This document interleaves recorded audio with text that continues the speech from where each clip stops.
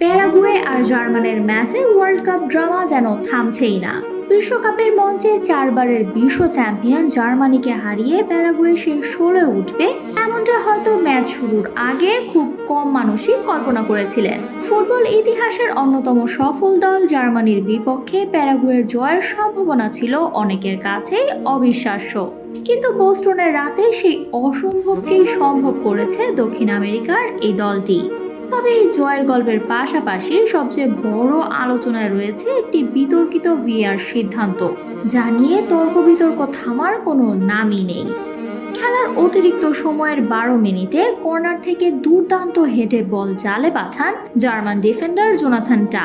2-1 গোলে এগিয়ে যাওয়ার আনন্দে তখন উচ্ছ্বসিত জার্মান খেলোয়াড় ও সমর্থকরা, কিন্তু কয়েক মুহূর্ত পরে ভিএআর এর হস্তক্ষেপে বদলে যায় পুরো দৃশ্যপট।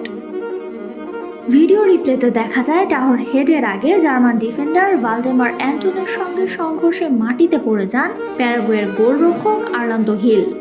আর সেই ঘটনাকেই ফাউল হিসেবে বিবেচনা করে মনিটরের রিপ্লে দেখে গোল বাতিলের সিদ্ধান্ত দেন রেফারি জালাল জায়েদ। ফলে জার্মানিকে আবারও ফিরতে হয় 1-1 সমতায়। শেষ পর্যন্ত অতিরিক্ত সময়েও কোনো গোল হয়নি, ম্যাচ গড়ায় টাই ব্রেকারে। সেখানে কাই হাভার্টস, নিক ভোল্টেমাডে ও জোনাথান টা পেনাল্টি মিস করলে 4-3 ব্যবধানে জিতে ইতিহাস গড়ে শেষ 16 নিশ্চিত করে প্যারাগুয়ে। অন্যদিকে বিশ্বকাপ থেকে বিদায় নিতে হয় 4বারের বিশ্ব চ্যাম্পিয়ন জার্মানিকে। তাছাড়া গোল বাতিলের সিদ্ধান্তের পরেই ক্ষোভে ফেটে পড়েন জার্মান শিবির।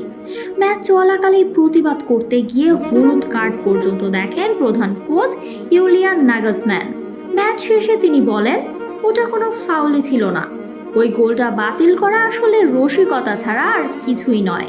বিতর্কিত এই সিদ্ধান্তের তীব্র সমালোচনা করেছেন ইংল্যান্ডের সাবেক অধিনায়ক অ্যালান শিয়ারারও। বিবিসিকে তিনি বলেন, ফুটবল শরীর নির্ভর খেলা, এত সামান্য সংস্পর্শে গোলরক্ষকের পড়ে যাওয়া এবং সেটিকে ফাউল হিসেবে ধরা ছিল জঘন্য সিদ্ধান্ত। তার মতে গোলরক্ষক নিজের আচরণ দিয়ে রেফারি ও ভিএআর কর্মকর্তাদের বিভ্রান্ত করতে সক্ষম হয়েছেন। একই সুরে কথা বললেন প্রিমিয়ার লিগের সাবেক সহকারী রেফারি ড্যারেন ক্যান। তার মতে গোলরক্ষককে সামান্য ব্লক করা হলেও সেটি গোল বাতিলের মতো বড় সিদ্ধান্ত নেওয়ার জন্য যথেষ্ট ছিল না। চলতি বিশ্বকাপে এমন ছোটখাটো সংস্পর্শে আরো কয়েকটি গোল বাতিল হলেও এই গোলটি বহাল থাকাই উচিত ছিল বলে মনে করেন তিনি। বিশ্বকাপে জার্মান টেলিভিশনের বিশ্লেষক হিসেবে দায়িত্ব পালন করা ইউর্গেন ক্লপও সিদ্ধান্তটি নিয়ে বিস্ময় প্রকাশ করেছেন। তার মতে ইংলিশ প্রিমিয়ার লিগে আর্সেনাল পুরো মৌসুম জুড়ে কর্নার থেকে একই ধরনের পরিস্থিতিতে অসংখ্য গোল করেছে। যদি এই গোল অবৈধ হয় তাহলে আর্সেনালের অনেক গোলও বাতিল হওয়া উচিত ছিল। ক্লপ আরও বলেন, বল জালে জড়ানোর মুহূর্তেই আমরা ম্যাচ জিতে গিয়েছিলাম, এমন সিদ্ধান্ত ভীষণ নিষ্ঠুর। তবে যে যাই বলুক, কারো পৌষ মাস তো কারো সর্বনাশ। একটি বিতর্কিত সিদ্ধান্ত, একটি বাতিল গোল আর টাই ব্রেকারের হতাশা, সব মিলিয়ে বিশ্বকাপ থেকে বিদায় নেয় 4বারের বিশ্ব চ্যাম্পিয়ন জার্মানি। অন্যদিকে ইতিহাস গড়ে শেষ 16 নিশ্চিত করে প্যারাগুয়ে। তবে ঐতিহাসিক জয়ের পাশাপাশি এই ম্যাচটি হয়তো ফুটবল প্রেমীদের কাছে স্মরণীয় হয়ে থাকবে সেই বিতর্কিত ভিএআর বিতর্কের গল্প হিসেবেও।